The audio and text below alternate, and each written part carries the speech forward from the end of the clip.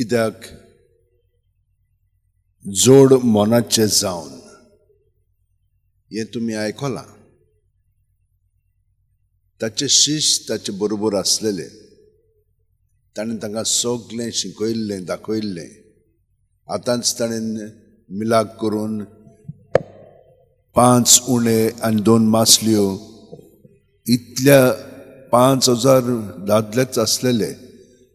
त्या भायर कितल्यो बायलो आनी भुरगीं तांकां जेवण त्या 2 मासलीच्या आनी 5 उण्याच्या बेसांव दिवन तांकां खावंक दिलें. आनी आतां ते जोड मोनाचे जातात. तांकां तें समजना. म्हणटच म्हज्या भयणीनो आनी भावनो, आमची स्थिती तशीच. इतलें आमकां देवान केलेलें आसा, तरी पूण आमी जोड मोनाची जावंक लागता. आमकां तो पयले वाचपान सांगता पवित्र आत्मो दिता म्हणून. बावतिस्मा वरवीं थिरावणेच्या संस्कारांत आमकां हें सगळें दिलेलें आसा. तरी पूण पळयात, आमी जोड मोनाची जावन आमचें जिवीत सादता. जेन्ना आमचेर कोश्ट, वादळां, हेर सगळें कोसळटा, आमचीच घरचीं आमचे विरुद्ध वेतात आनी दुसरीं आमकां पिडापीड दितात, तेन्ना आमी तांचे सारके जाता. व्हडे जशे भाशेन त्या दर्यांत तोडफोडटा आनी ते सगळे जाण भिरांतीन सगळो गोत जियेतात, ते भाशेन आमचें जिवीत जावंक लागता. तो आमचो मोग कोत्ता म्हणून हें आमी समजना. त्या वेळार हीं आव्हानां येतात तेन्ना थिंचोर आमचो भरवंसो आनी भावार्थ अखोंड जावंक जाय. थिंचोर आमी चिंतूंक फावना, दुबावंक फावना, जोड मोनाची जावंक फावना.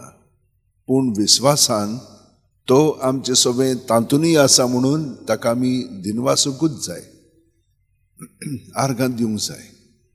कित्याक तातूंतल्यान तो आमकां खूब शिकयता. पयलें स्वतेर आमी जाणो की आमच्यान कांयच आमचे वस्तूंक करूंक जायना. सगळें आमकां देवान कृपेच्या आदारान दिलेलें आसा. हाका लागून आमी जेन्ना बरी सावध भलायकी सगळें बरेंपण अणभवता, तेन्ना ताका आनिकूय दिनवासीत रावंक जाय.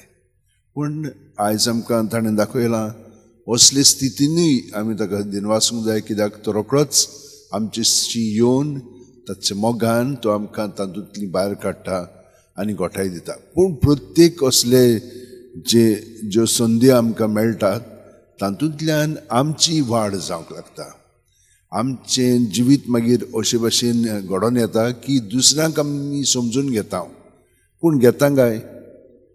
दुसऱ्यांक आमी ती भाशेन पावता काय? ती संकश्टान आसता तेन्ना आमी तांकां धीर आनी आदार दिता काय? तर हे भाशेन आमचें जिवीत जावंक जाय. आमी आयज ताचे कडेन मागया आनी आमचें जिवीत ताका भेटोवया. कित्याक ताचो पवित्र आत्मो आमचें सगळें आसा, ताचो मोग आमचें सगळें आसा.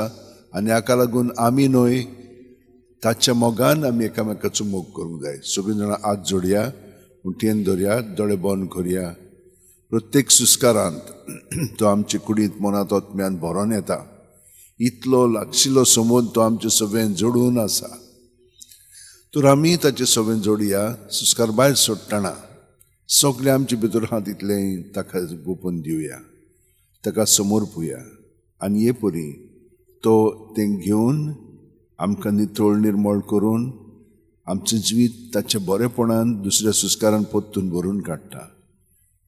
प्रत्येक सुस्कारांत आमी ताच्या जिवितान मिसळून मोत्ता आनी पुनर्जिवन जाता.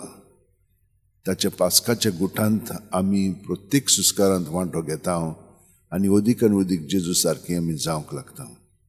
आमेन.